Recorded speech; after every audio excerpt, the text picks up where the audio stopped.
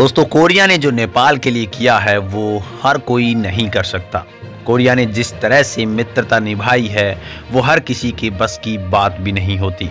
नमस्कार, मैं PM DNA Singh और आप देख रहे हैं कमालिया।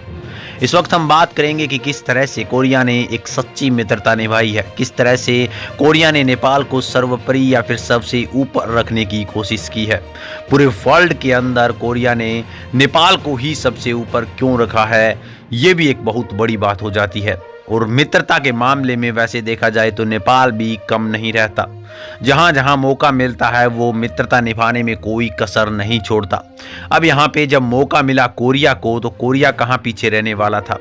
एक्चुअल में क्या घटनाएं घटी हैं जिसकी बदौलत हम ऐसा बोल रहे हैं कि नेपाल के लिए एक सच्चा मित्र उभर कर आया है कोरिया। ये सारी बातें इस वीडियो में करने वाले हैं, तो वीडियो के अंत तक बने रहिए। और अगर आप चैनल पर नए हों तो चैनल को सब्सक्राइब करके बेल आइकन दबा लीजिए ताकि आपको अगला अपडेट भी सबसे पहले मिल सके। चलिए वीडियो को शुरू करते हैं। दोस्तों, वैसे तो हमें पता है कि नेपाल के लोग वर्ल्ड के बहुत से देशों के अंदर कार्य करने के लिए जाते हैं। नेपाल के जो लोग हैं वो आपको वर्ल्ड के हर एक देश के अंदर कम से कम मिल जाएंगे जो कि काम करते हैं। मोस्ट ऑफ नंबर यहाँ पे नेपाल के लोग भारत के अंदर आपको मिलेंगे जो कि काम करते हुए दिखाई देंगे।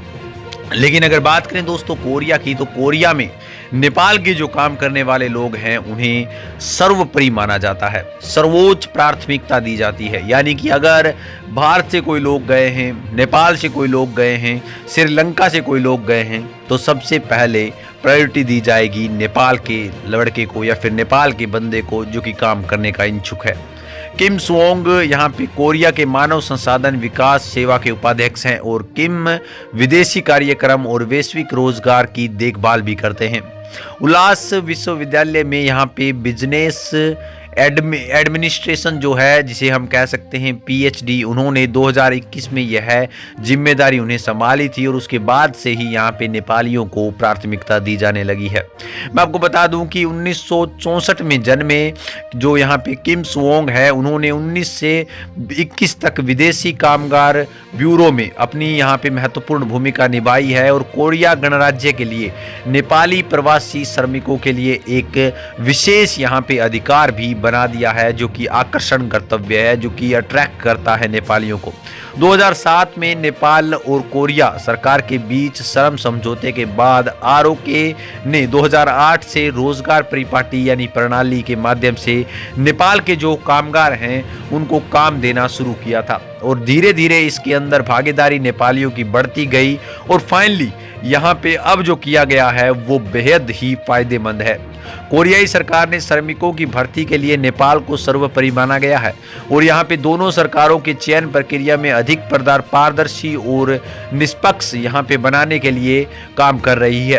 कोरिया का मानना है कि नेपाल के जो यहाँ पे 2007 में कानून लाया गया था उसमें टोटली चेंज कर दिया जाएगा और नेपाल के कामगारों को सबसे पहली प्राथमिकता दी जाएगी। हाल ही में यहाँ पे किम ने यहाँ जो यूबीटी बिल्डिंग का काम उद्घाटन किया था, वहां पर इस समझौते के बारे में बात करी थी।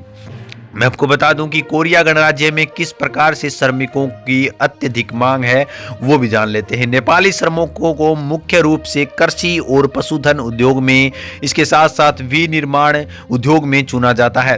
कोरियाई कुल यहाँ पे नेपालियों में से लगभग 80% नेपाली विनिर्माणकरण उद्योगों के अंदर ही काम करते हैं, जबकि शेष 20% नेपाली हैं वो कृषि क्षेत्र में काम करते हैं, यानी कि एग्रीकल्चर के अंदर पशुधन क्षेत्र में काम करते हैं।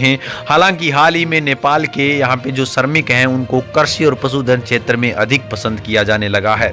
अब मैं आपको बता दूं कि इनका सम्मान भी किया जाता है। यहाँ पर इनके काम को देखकर बहुत ज़्यादा प्रशंसित भी हैं लोग और लोग मानते हैं कि नेपाली जहाँ भी काम करता है, चाहे वो कोई भी काम हो, उसे शिद्दत से करता है और इसीलिए हम चाहते हैं कि नेपाल के लिए रोजगार के और अवसर खोले जाएं और नेपाल के लोगों को और बड़े यहाँ पे अवसर दिए जाएं।